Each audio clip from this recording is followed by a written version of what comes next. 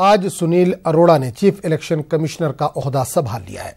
सुनील अरोड़ा पिछले साल 31 सितंबर को इलेक्शन कमिश्नर बनाए गए थे। सुनील अरोड़ा राजस्थान कैडर से 1980 बैच के आईएएस अफसर हैं। वे इलेक्शन और वजारत नशरियात के सेक्रेटरी भी रह चुके हैं। अब 2019 लोकसभा चुनाव इन्हीं की देखरेख में होगा। आपको बता दें कि अरोड़ा पंजाब के होशियारपुर से ताल्लुक रखते हैं। इनकी पढ़ाई भी यहीं से हुई है। वादे कि सदर जमहूरिया रामनाथ कोविंद ने सुनील अरोड़ा को चीफ इलेक्शन कमिश्नर के तौर पर मुकर्रर किया है। Our constitution set up the institution of election commission on 25th January 1950.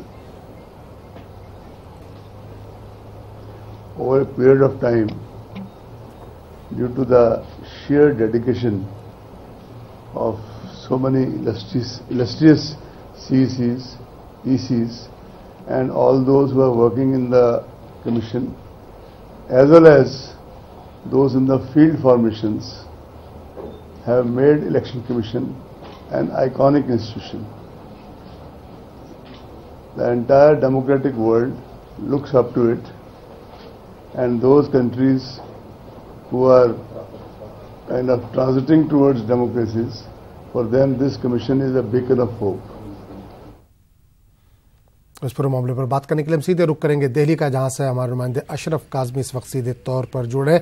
Ashraf, Sunil Arora ने चीफ इलेक्शन कमिश्नर का ओहदा संभाल लिया है। ओहदा संभालने के बाद आज उन्होंने प्रेस कॉन्फ्रेंस भी की, प्रेस वालों से बात भी की। किन खास बातों का जिक्र किया उन्होंने आज?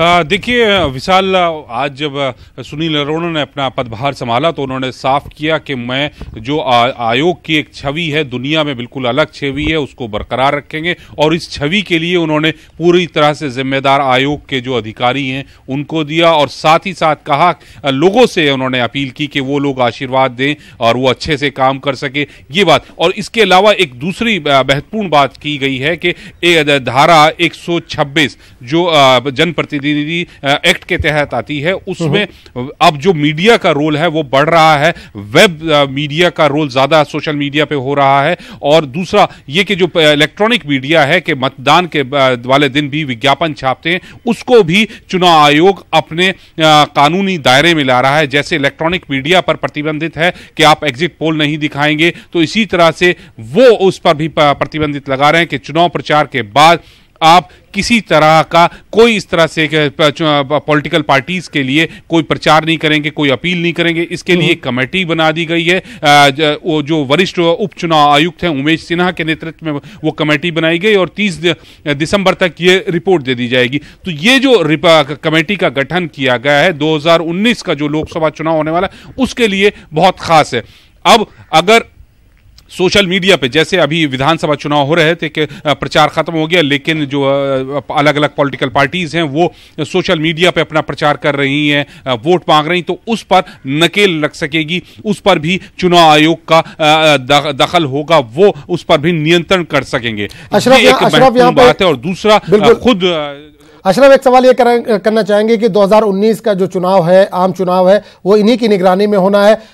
अपोजिशन पार्टियां जो है वो लगातार इलेक्शन कमीशन पर इल्जामात लगाती रही हैं, चाहे वो ईवीएम हो या दूसरी चीजें हैं, उसको लेकर, पक्षपात को लेकर इल्जामात लगाती रही। कितना मुश्किल होगा इससे उबरना इनके लिए?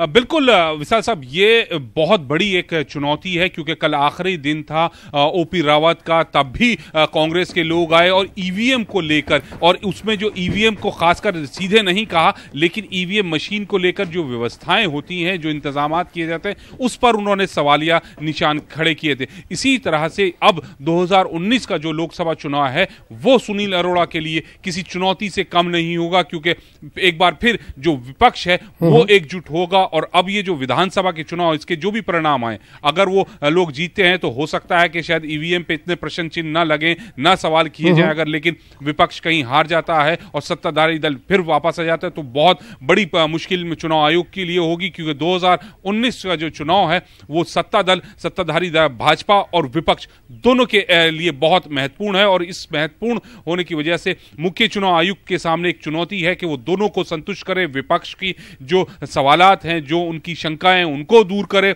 और जो सत्ताधारी दल है उनके लिए भी वो काम करते रहे। चलिए, बिल्कुल बहुत शुक्रिया अशरफ इस तमाम जानकारी के लिए, बहुत बहुत शुक्रिया। तो सुनील अरोड़ा ने चीफ इलेक्शन कमिश्नर का ओहदा संभाल लिया है, उसके बाद उन्होंने प्रेस कॉन्फ्रेंस करके किस तरह से काम करेंगे, जो दाग लगा है इलेक्शन कमीशन पर उसको किस तरह से साफ किया जाएगा, उस ताल्लुक से मीडिया को भी उन्होंने जानकारी दी। तमाम जानकारी के लिए बहुत बहुत शुक्रिया अशरफ।